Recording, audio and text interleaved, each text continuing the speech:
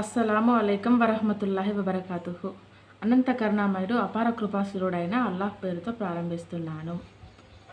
ఈరోజు నా యొక్క టాపిక్ ఏంటంటే ప్రళయ దినాన ముగ్గురు వ్యక్తులకు పడే శిక్ష. ఆ ముగ్గురు వ్యక్తులు ఎవరు అనేది ఇప్పుడు చూద్దాం ఇన్షాల్లా. వీడియో పూర్తిగా చూడండి. ఫస్ట్ టైం చూసేవారు నా ఛానల్ని సబ్స్క్రైబ్ చేసుకోండి. ఓకే. దైవప్రవక్త సల్లల్లాహు అలైహి వసల్లం వారు ఒకానొక హదీస్లో ఇలా అన్నారు: ప్రళయ దినాన దేవుడు ముగ్గురు వ్యక్తుల వైపు కన్నెత్తి అయినా చూడడు, వారితో మాట్లాడడు, వారిని పరిశుద్ధము చేయడు, పైగా వారి కోసం బాధాకరమైన శిక్ష కాచుకొని ఉంటుంది అని ప్రవక్త వారు తెలియచేశారు. అందులో ముగ్గురు వ్యక్తిలో మొదటి వ్యక్తి ఎవరంటే, అతను ప్రయాణంలో ఉన్నప్పుడు తన దగ్గర అవసరానికి మంచినీళ్ళు ఉన్నాయనుకోండి. అలాంటి సమయంలోనే తోటి ప్రయాణికునికి నీళ్ళు అవసరమయ్యాయి. అతను ఆ తోటి ప్రయాణికుడిని కాసిని నీళ్ళు ఇవ్వమని అడిగినప్పుడు అతడు నిరాకరిస్తాడు, ఇవ్వడు.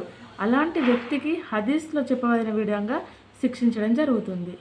ఒకవేళ అవసరానికి సరిపోయేంత నీరు మాత్రమే ఆయనకు ఉంటే అప్పుడు నీళ్లు ఇవ్వకపోయినా పర్వాలేదు, అది తప్పుగా పరిగణించబడదు. అంటే దీన్ని బట్టి ఏం అర్థం చేసుకోవాలంటే, ఎవరికైనా ఏదైనా అవసరం వచ్చినప్పుడు అవసరం మనం తీర్చగలిగేంత స్తోమత మనకుంటే మనం ఖచ్చితంగా వాళ్ళకు సహాయం చేయాలి, వాళ్ళ అవసరం తీర్చాలి. వాళ్ళకు వాటర్ అడిగితే వాటర్ అయినా ఇవ్వాలి. డబ్బు సహాయం అయితే మన దగ్గర ఉంటే ఎంతో కొంత డబ్బు సహాయమైనా చేయాలి. అట్లీస్ట్ ఏదైనా సలహా ఇచ్చే ప్రయత్నమైనా చేయాలి. ఓకే. ఇప్పుడు ఈ శిక్ష విధించబడే వారిలో రెండవ వాడు వ్యాపారి.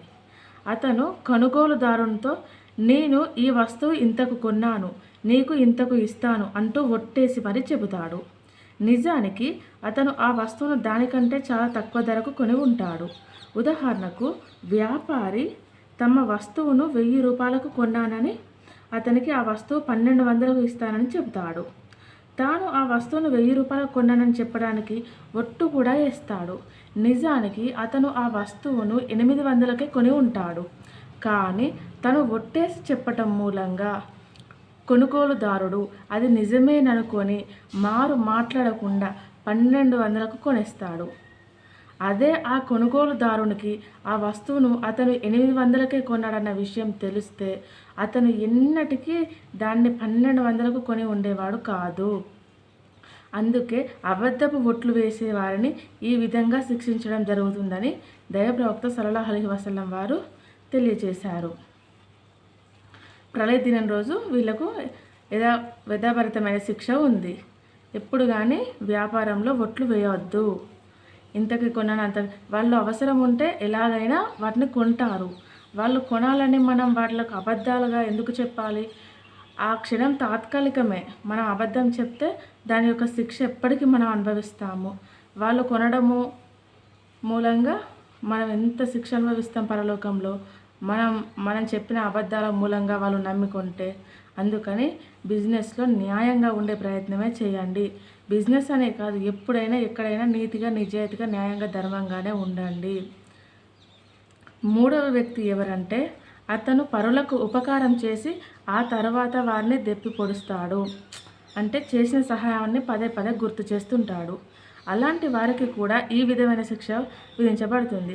ప్రళయ దినాన దేవుడు అతని వైపు కారుణ్య దృష్టితో చూడడు, అతనితో మాట్లాడడు, కనీసం అతన్ని పాపాల నుండి శుభ్రం కూడా చేయడు. పైగా అతనికి అతి బాధాకరమైన శిక్ష ఉంటుంది. కొంతమందిలో ఉపకారం చేసి దెప్పి పొడిచే ఈ చెడ్డ అలవాటు చాలా ఎక్కువగా ఉంటుంది. అలాంటి వారు ముఖ్యంగా ఈ దురలవాటును మానుకోవాలి. ఆ టైంలో ఏదో సహాయం చేశావు, చేసిన తర్వాత ఒక్కసారి సహాయం చేసి 10 సార్లు 20 సార్లు గుర్తు చేస్తూనే ఉంటారు. ఎవరికి కనపడితే వారికి చుట్టాలకు కూడా నేను ఫలానాకి ఊరికే సహాయం చేశానని చెప్తూనే ఉంటారు. అలా చెప్పడం వల్ల ఏమన్నా వస్తుందా? ఏమొస్తుంది? నరకం వస్తుంది. కవర్ శిక్ష వస్తుంది, పరలోకంలో నరక శిక్ష వస్తుంది.